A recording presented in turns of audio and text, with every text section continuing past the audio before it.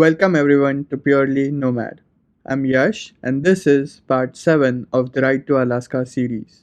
Day 12 began in Watson Lake, Yukon with a visit to the Signpost Forest. This is one of the most famous landmarks on the Alaska Highway. It's an amusing place with a massive collection of signs pinned to numerous signposts in a small maze that the town maintains. Back in 1942, a soldier who was working on the Alaska Highway got homesick and erected a pole with a sign to his hometown in Illinois. Since then, many travelers passing through here have followed and attached signages to their hometowns, and now this place has over 100,000 signs attached. You can find signs directing to various cities and destinations around the globe put up by the travelers who have visited this place. If you are ever visiting here, you are very welcome to add in your signs if you wish.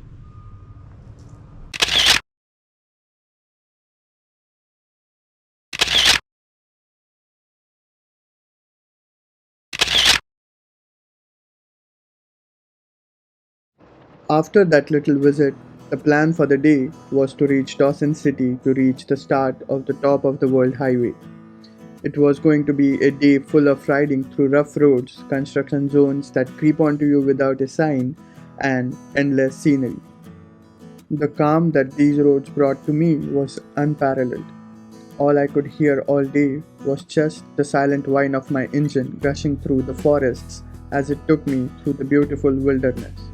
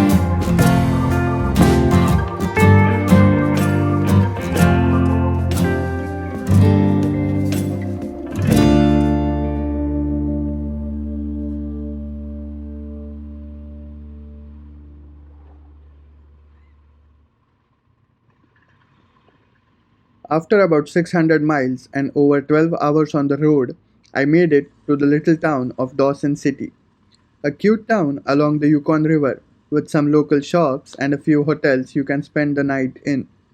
Although everything was expensive here, I did manage to find a decently priced hotel in the so called downtown. The days up here were long, so long that there was light all through the night. It was working in my favor, as I could go longer distances without having to ride in the dark.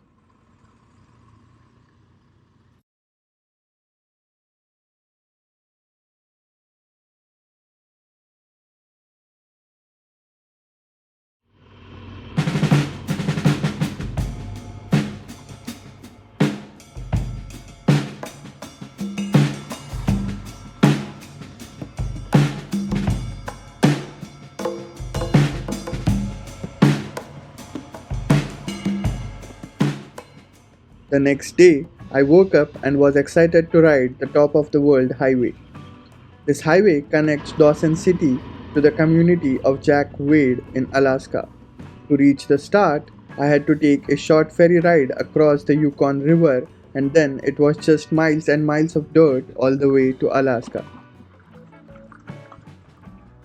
As I pulled onto the ferry terminal, I met a very interesting couple for the first time, Graham and Katrina, who were traveling all the way from Australia. They had spent a good amount of the last 6 years riding the world on their Honda Africa Twin. Truly inspiring couple. I will include a link to their ADV Rider thread in the description below. We exchanged friendly banter of riding in India, and then we were on our way, little to know that we would be meeting again soon.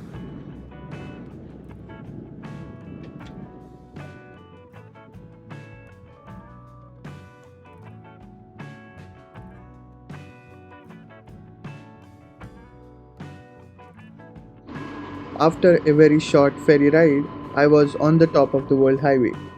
It is so called because for most of the ride you drive along the peaks of the mountains with spectacular views of the valleys below. Most of the highway is gravel with a few paved sections which makes it even more adventurous to ride on. Let's get back to the road and see what it offers.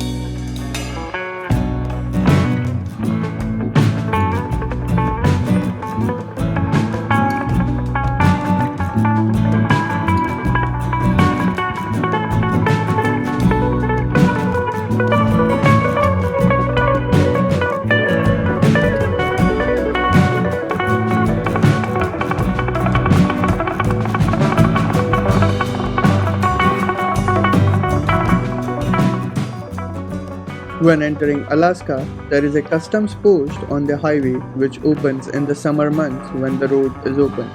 If you're planning to take this route, do make sure that this post is open and bring your passports along. Although US customs can be very scary at times, this was my smoothest experience by far. The officers at the post were intrigued to see how far I had traveled and wished me luck for the journey ahead, and I was finally in Alaska.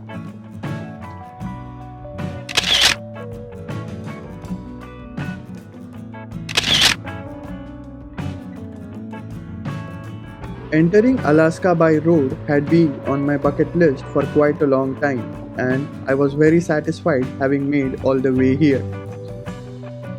After the customary photo with the sign, I was on my way to the next destination for the day, Chicken, Alaska.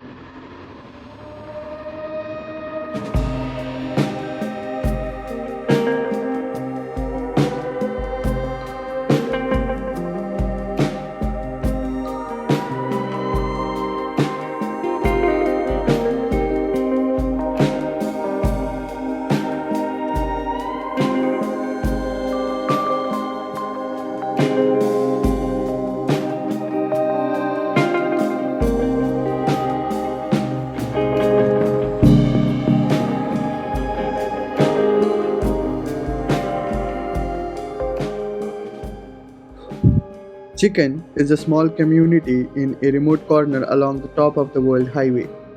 Once significant for its gold mining opportunities, it now offers recreational activities for tourists like an RV park, gold panning, a gift shop, and a very lively saloon if you crave some chicken. I had a plentiful at the saloon and was on my way to my stop for the night, Fairbanks.